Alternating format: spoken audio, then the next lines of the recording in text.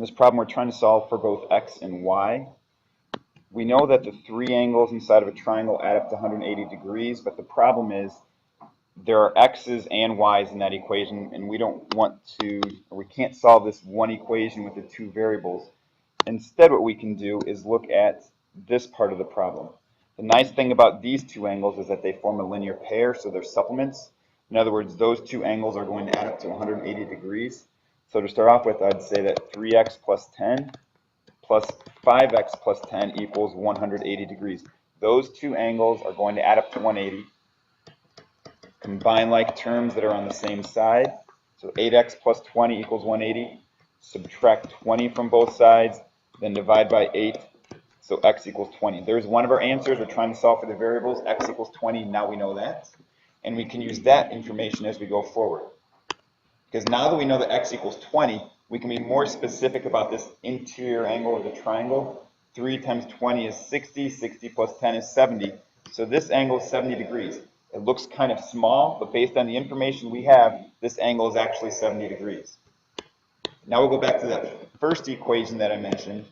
These three interior angles of a triangle are going to add up to 180 degrees.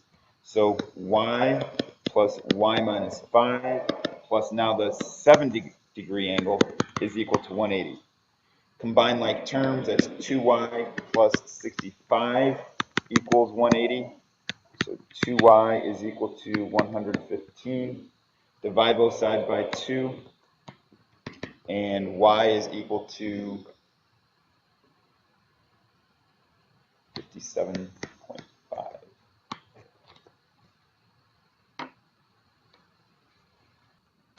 Right, in this problem, we're trying to find the value of the variable a. And I have three different triangles. There is this big pink triangle, there is this yellow triangle, and then there's also the small triangle that is overlapping between them. If I focus back on the pink triangle, I know there's 180 degrees inside of that triangle. 60 plus 80 is 140, which means that there's 40 degrees left for this angle. I'm going to do the same thing in the yellow triangle. I know there's 180 degrees in the yellow triangle. 52 plus 78 is 130 degrees. That means that there's 50 degrees left for this angle. So in this small triangle that we're looking at, we know that this angle on the lower left is 50 degrees, this angle is 40 degrees. Well, there's 180 degrees in that triangle as well. So that means that there's 90 degrees left for this third angle that is a right angle. And this 90 degrees is vertical to angle A, which means that A must be equal to 90. Okay, next up we have three problems dealing with classifying the triangles. In our first example, we see that there's a 110 degrees, that's the largest angle, and it is obtuse. So we can classify it as obtuse, and then we're going to classify it by sides.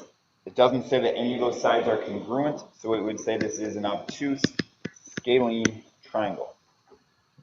Second example, I see that exactly two of those sides are congruent, so the best name I could give to it is isosceles. And then I have this 170 degree angle. In an isosceles triangle, whenever the legs are congruent, then those base angles are congruent. Specifically, since this is 70 degrees, this is going to be 70 degrees down here as well. 70 plus 70 is 140. That means there's 40 degrees left for this top angle. This is called our vertex angle. It's the angle between the two legs that are congruent to each other. So the vertex angle is 40. Both base angles are 70. So as we get to the angle classification part, the largest angle is 70 degrees, which is less than 90, making it an acute isosceles triangle. In the third example, right away I see the right angle. It has to be the largest angle, so it is a right triangle. And like the previous case, we have exactly two sides congruent, so we would call this a right isosceles triangle. This problem combines parallel lines and triangles as well. And the first thing we notice here is that there are multiple transversals, but as I focus on this one, I see that we have some alternate interior angles, and alternate interior angles are equal when the lines are parallel, so this angle down here is 40 degrees. And then focusing inside of this triangle, we know that the sum of those interior angles is 180 degrees, so that 40 that we just found plus 55 plus x equals 180. Combine the like terms that are on the same side, and then subtract 95 from both sides, and we get that x equals 85. All right, in this problem, we have two triangles given to be congruent to each other.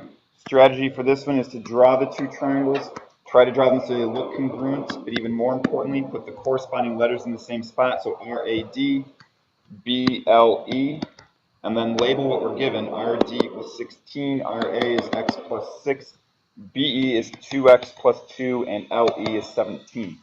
From this, we can see that the 16 and 2x plus 2 are corresponding to each other, so set them equal to each other. 16 is equal to 2x plus 2. Subtract 2 from both sides, divide both sides by 2, and we get that x equals 7.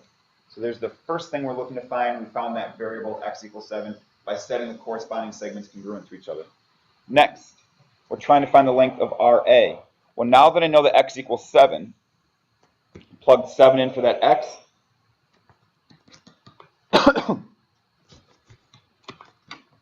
And you get RA equals 13.